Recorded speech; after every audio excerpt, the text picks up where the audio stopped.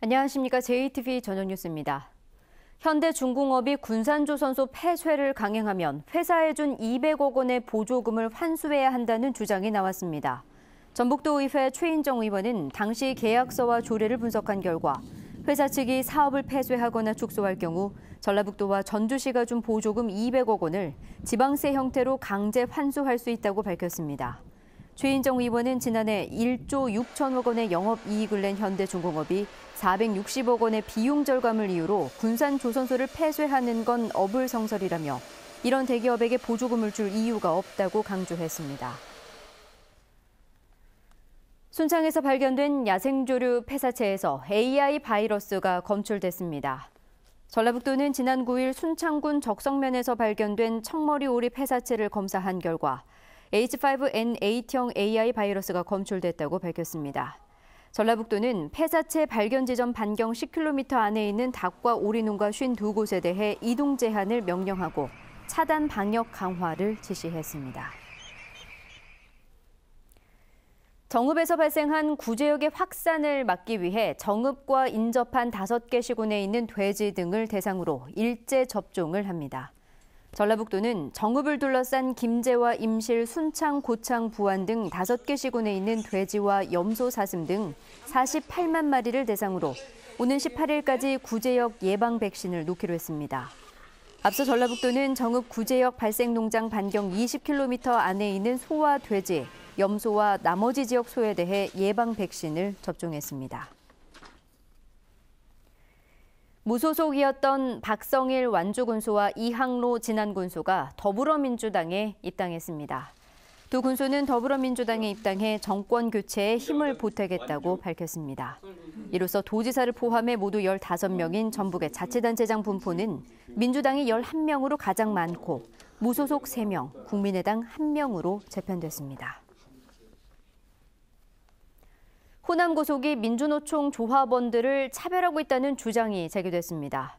전북노동연대와 평화와 인권연대는 호남고속이 민주노총 소속 조합원들에게 근무 일수를 적게 부여해 임금을 적게 주고 운행 여건이 어려운 노선에 배치하거나 운전이 편리한 차량을 배차하지 않는 등 다양한 형태로 차별하고 있다며 노동부와 전주시 등 관계기관의 조사를 촉구했습니다. 호남고속은 이에 대해 특정 조합원에 대한 차별은 없었다고 해명했습니다. 전북의 문화예술인들이 재정난으로 해체 위기에 놓인 호남 오페라단을 도립으로 전환해달라고 요구했습니다. 진동규 시인 등 전북 문화예술인 16명은 전북의 역사와 문화를 오페라로 제작해 널리 알려온 호남 오페라단이 재정난을 이유로 문을 닫아서는 안 된다며 도립으로 전환해 줄 것을 요청했습니다. 지난 1986년에 창단한 호남 오페라단은 국내 민간 오페라단 가운데 3번째로 오래됐지만 최근 문예진흥기금 지원에서 탈락하고 후원자를 찾지 못해 재정난에 시달리고 있습니다. 카드 한 장으로 주요 관광지와 문화시설, 음식점 등에서 할인받을 수 있는 전북 투어 패스가 오늘부터 본격 발매됐습니다. 전라북도가 전국 최초로 도입한 전북 투어 패스는 4,200원에서 11만 9천 원짜리까지 모두 13종류가 있으며 카드를 구입해 제시하면 주요 관광지와 문화시설, 음식점에서 이용요금을 면제받거나 할인받을 수 있습니다. 전라북도는 전북 투어패스가 자리를 잡으면 한옥마을 등 일부 관광지에 집중되는 관광객이 14개 시군으로 골고루 확산되고 체류 시간이 늘 것으로 기대하고 있습니다. 군산 최초의 성당 건물인 둔율동 성당이 문화재로 등록 예고됐습니다. 문화재청은 지난 1955년 준공된 군산 둔율동 성당이 군산의 최초로 건립된 천주교 본당으로 건립 당시의 기록을 정리한 성전 신축기 등이 잘 보존돼 있어 문화재로 등록 예고했다고 밝혔습니다. 김제경찰서는 아내와 딸에게 주먹을 휘두른 혐의로 김제시 의회 49살 A모 의원을 불구속 의견으로 검찰에 송치했습니다. A 의원은 지난달 5일 김제에 있는 자신의 집에서 부부싸움을 하다 아내와 딸에게 주먹을 휘두른 혐의를 받고 있습니다. 경찰은 A 의원이 지난 1일 김제 한 사무실에서 도박을 한 혐의에 대해서도 추가로 조사해 기소 여부를 결정할 예정입니다. 전주지법 형사 3단독은 자신의 아들을 폭행한 혐의로 기소된 36살 김모 씨에게 징역 2년 6개월을 선고하고 아동학대 치료 프로그램 100시간을 이수하라고 명령했습니다. 11살 아들을 홀로 키우고 있던 김 씨는 지난 2015년 아들이 엄마를 만나고도 만나지 않았다고 거짓말을 했다는 이유로 소주병으로 아들의 머리를 내려치는 등 상습적으로 아들을 폭행한 혐의 등으로 기소됐습니다. 전주 완산경찰서는 주차된 차량에서 상습적으로 금품을 훔친 혐의로 사는 곳이 일정치 않은 25살 김모 씨를 구속했습니다.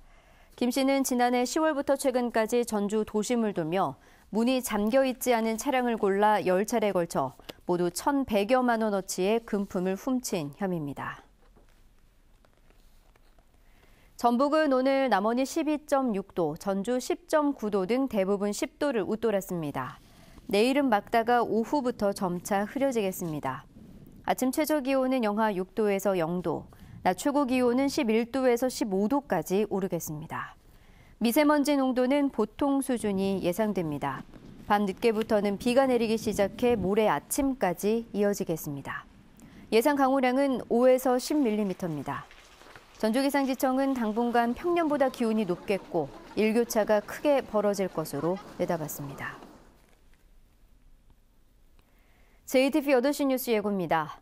올해부터 오래된 경유 차량을 폐차할 때 보조금이 지급되는데요. 1년이라도 더 오래된 차를 지원하는 게 당연한데도 대부분의 시군이 선착순으로 대상 차량을 선정하고 있습니다.